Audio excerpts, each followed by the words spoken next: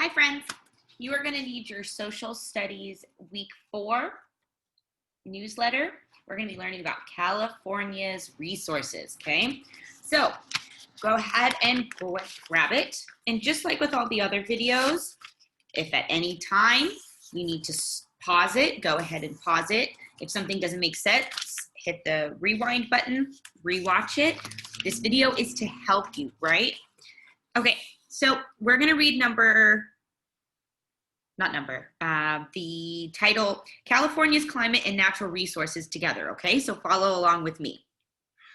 California is a great place to live for many reasons, but one of the main things that brings people to our state is its healthy and pleasant climate. Depending on what part of California you choose, you can enjoy sunshine, gentle breezes, and moderate temperatures year-round. Moderate means medium. So we don't have very, very high temperatures. We don't have very, very low temperatures. Our temperatures seem to be in the middle area. There's a couple days where it's super hot and a couple days where it's very, very cold, but for the most part, they are moderate temperatures. So they're medium. They're pleasant. Most of our state enjoys a Mediterranean climate. Ooh, everyone say Mediterranean climate. Or one that is similar to the climate of the lands bordering the Mediterranean Sea. This type of climate has mild, rainy winters and warm, dry summers. California cities that lie near the ocean on the coast have warmer winters and cooler summers than those that lie farther inland or away from the ocean. So that's saying that if you live on the coast, so this is the ocean and then this is the coast where California is. If you live closer to the ocean, it's obviously going to be colder. That's just how the climate is.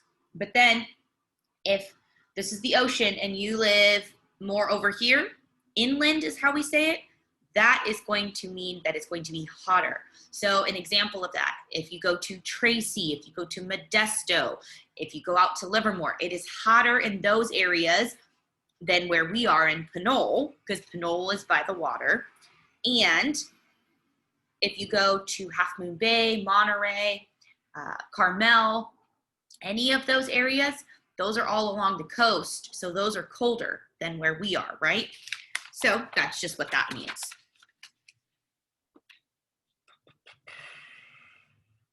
I'm going to start at the very top of the second paragraph where it says, or the second section, California cities that lie near the ocean on the coast have warmer winters and cooler summers than those that lie farther inland or away from the ocean. The cities that lie farther inland have cooler winters and much hotter summers. In the winter, the coastal cities are between 4 and 7 degrees warmer than the inland cities. In the summertime, the coastal cities are between 23 and 25 degrees cooler than the inland cities. Ooh. The high mountain areas of our state, such as the Sierra Nevada, have a mountain climate with snow in the winter and mild temperatures in the summer. California also has areas that enjoy a desert climate with hot, dry summers and mild winters. There's a place called Palm Desert down south. It's very, very, very hot during the summer. It gets to be 120 some days.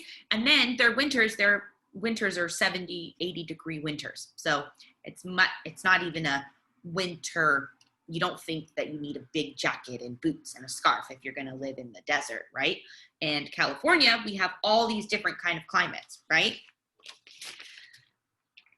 These areas include the Sonora Desert, the Mojave Desert, and the Death Valley. Death Valley has the record for the highest temperature in the Western Hemisphere, with 134 degrees. My goodness, that's really hot. That's so hot. So they're saying that Death Valley was so hot that it hit 134 degrees, and it was recorded here in 1913. Whew. In recent years, high temperatures and low amounts of precipitation have caused serious droughts in our state. Yes, we know this. We went through a drought a couple years ago. Besides enjoying a great climate, California also has many important natural resources. Our state has rich soils for growing timber, fruits, vegetables, and grains that are shipped all over the world. We also have 60 kinds of valuable minerals and natural products, including gold, natural gas, oil, barren, soda ash, and salt. Many of these minerals are used to make household items such as glass, ceramics, table salt, and detergents. These resources make it possible for Californians to take care of many of their own needs, as well as the needs of others. California also has at least 400 species of mammals, 600 species of birds that call this area home. There are thousands of lakes and 26,000 miles of fishing streams in our state. People from all over the world come here to enjoy the natural beauty of California's oceans, mountains, and deserts. This week, we'll take another look at the 4 regions of California, but this time we're going to focus on the important natural resources. So, go to the bottom, it says connection. Enjoy your party, but celebrate green. You've probably been to some birthday parties, and have you ever paid attention to the mess that's left behind? Streamers, paper plates, napkins, hats, and wrapping paper can add up to one big mess. If you think about all the kids who have parties all over the world, that's a lot of cleaning to do. Americans don't celebrate and create waste just for birthdays. We also create waste during holidays like Halloween, Thanksgiving, Christmas. Stores sell special decorations for months ahead of time, and a lot of people feel they have to buy certain things to celebrate each holiday. Toys and gifts are covered in tons of packaging. Thankfully, there are some ways to celebrate that we can keep our planet clean. There are books and websites full of ideas on how to throw birth parties and celebrate holidays without leaving a big carbon footprint. A carbon footprint is a measurement of how much damage an activity does on the earth, to the earth, because of the energy it takes up. Here are a few ideas for some cleaner, earth-friendly parties. Use email to send invitations instead of cards and envelopes. Wrap presents with newspaper or art you've designed on recycled paper. Use items in nature for decorations. Drink tap water served in a pitcher instead of bottled water. Use reusable plates and cups. If you have to shop for items, see what you can find at a thrift store first. Would you like some more ideas for your next big party? The library is a great place to find information for all sorts of subjects. Use resources at your local library to search for books about green celebrations, or go online for helpful tips on having awesome parties without creating a lot of waste. Whew. Those are all awesome ideas that you could use for your next party. So we are going to open it up. We are going to look at the very first page. Take a look at all of the pictures, take a look at the illustrations, take a look at the map, take a look at the bolded text. The bolded text is your key to understanding and finding your way to answering the questions, okay? Because there always is going to be questions after you read something, because that's how we can tell if you're understanding what you're reading. So part of my job is to make sure that you become text detectives and you can find the answers in the text that you read. So, where to find California's rich natural resources. So take a look at that map. See how on this side here we have what's called a legend or a key. See how those pictures represent different items. So the picture of grapes obviously represents grapes. The picture of fish represents fish. So when you find those pictures on the map, that is where those items are located. Okay, so take a look at where the grapes are.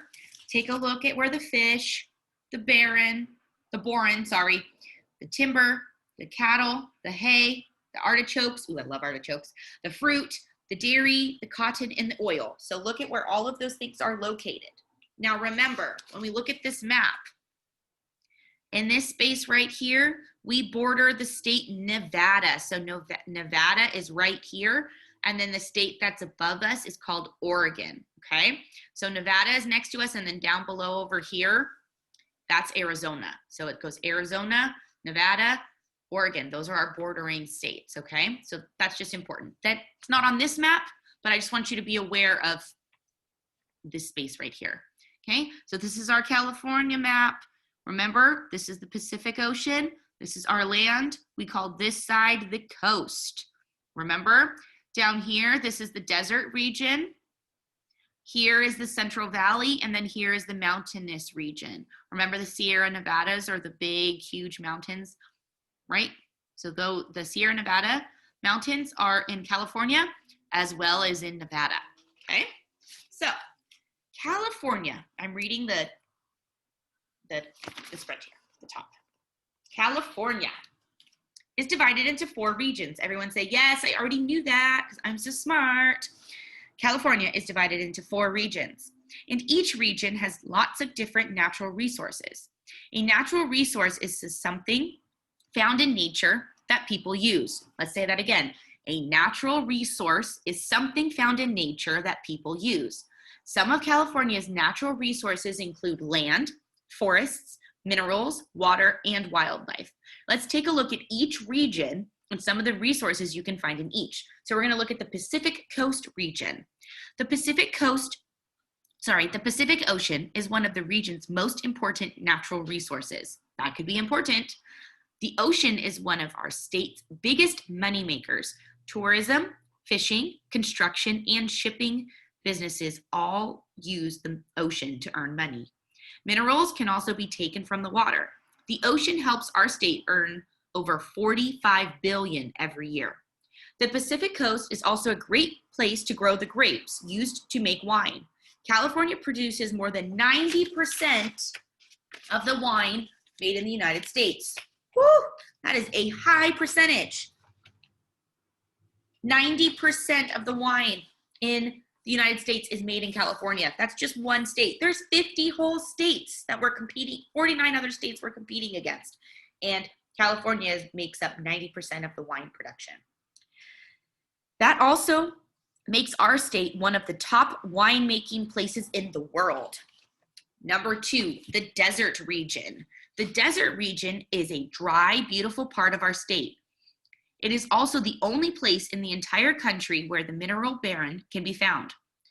The city of Boron, I keep saying that wrong, sorry, Boron, is in the middle of the Mojave Desert, and it is home to one of the largest deposits of boron in the world. The mineral is dug up from an open mine pit and sold to countries around the world. So we learned about the desert region. We learned about this city called Boron in the middle of the Mojave Desert. The name of it, boron, is the name of the city, and that's also the mineral that they produce, that they sell, right? It's the largest deposit of that mineral, right? So that's pretty cool. I'm talking about that because you might have to look at a question about it.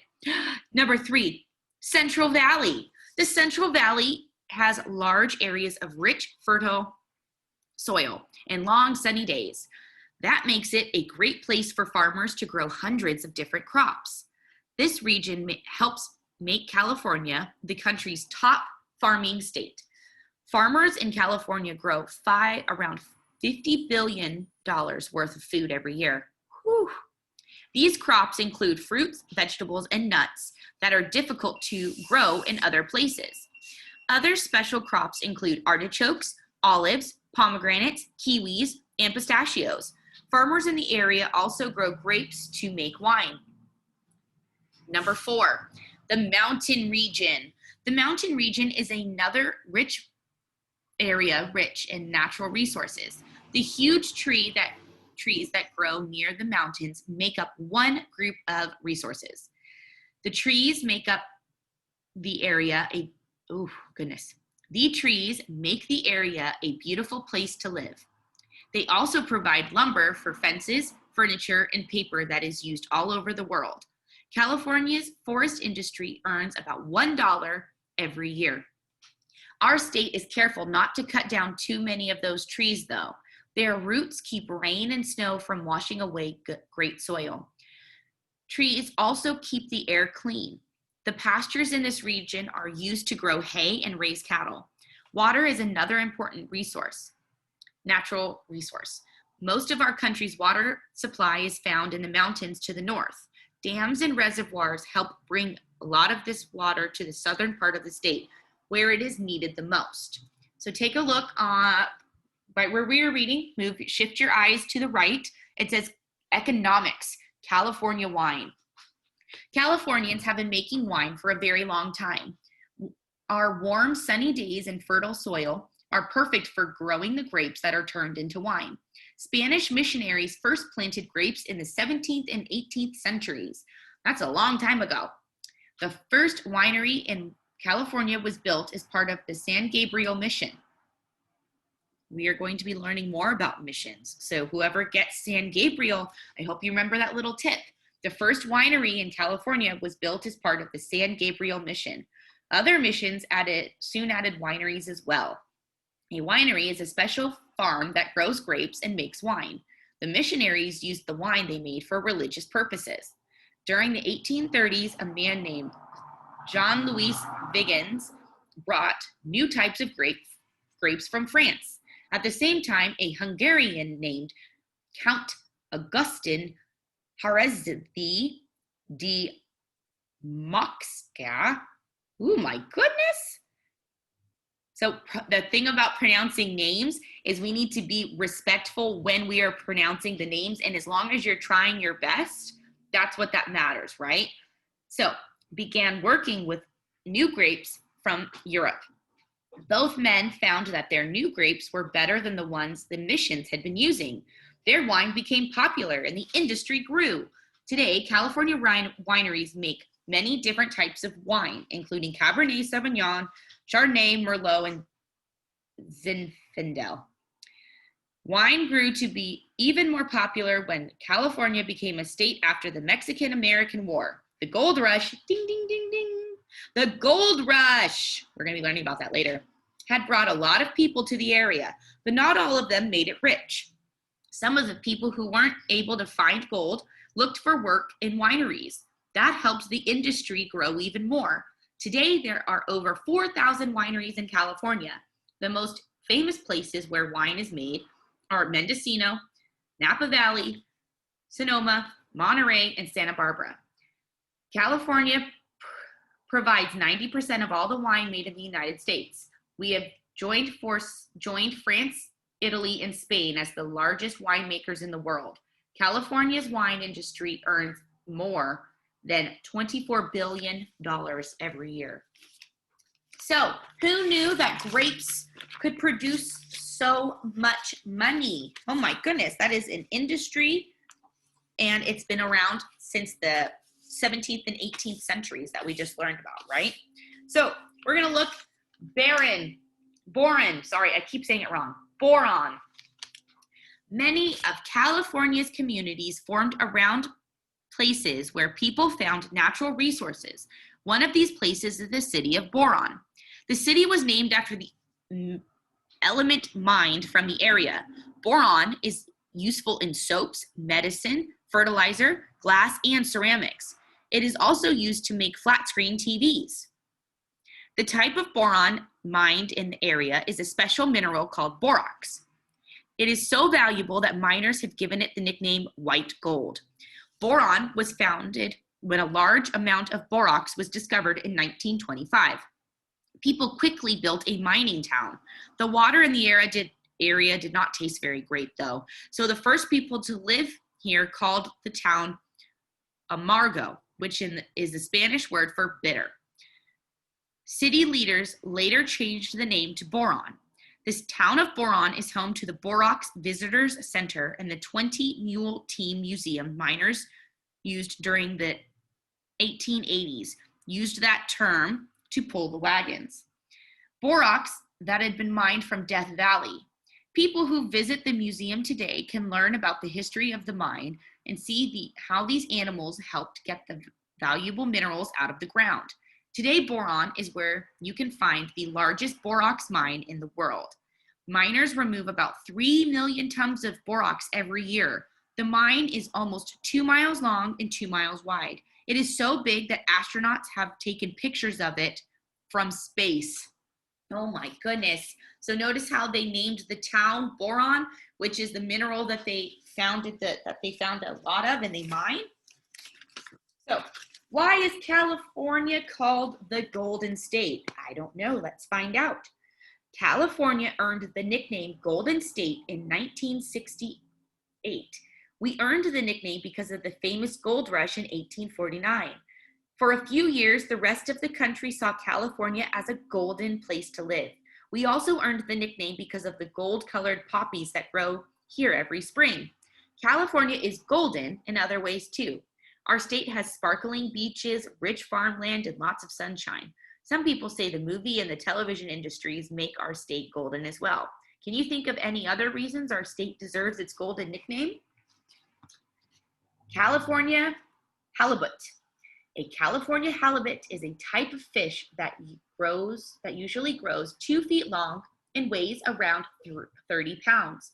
This fish is very flat and known for having both of its eyes on one side of its body and the other side has no eyes at all. This fish is very flat and known for having, I just read that. The other side has no eyes at all. The eye side is a dark brown or black color, while the blind side is white. Halibut are found all along the coast between Mexico and Canada. California halibut are predators that eat other fish. They have large mouths with lots of sharp teeth. Halibut will eat almost anything, but they prefer to go after anchovies and squid. Fishing for halibut is a popular sport in California. They have tasty, mild, white meat that is useful in lots of recipes. The fish has several nicknames, such as flatty, doormat, or fly swatter. What do you think about the halibut's nicknames? Did you know any of those nicknames for what they call a halibut fish? Okay, so you are going to answer questions. Do not complete this crossword puzzle yet. Do not complete this map piece either, okay? So don't do the crossword yet. Don't do the map part yet, okay? I'm gonna have a couple questions for you on your Google form. Now, when you are answering those questions, unless I say in the directions, I will always tell you if you're allowed to use the textbook or if you're not allowed to use the textbook. So really look at the directions and see if I allow you to look at the textbook or if I don't allow you to. Okay, I will make it clear in the directions for you. For this assignment, you are going to use what we just read. You're going to use this video. You're going to use this newsletter to help you answer the questions on the Google form, okay? I don't want you to guess. I don't want you to say, oh yeah, I remember totally. I want you to double check your answers to make sure that you are typing in the correct one, okay? So have fun.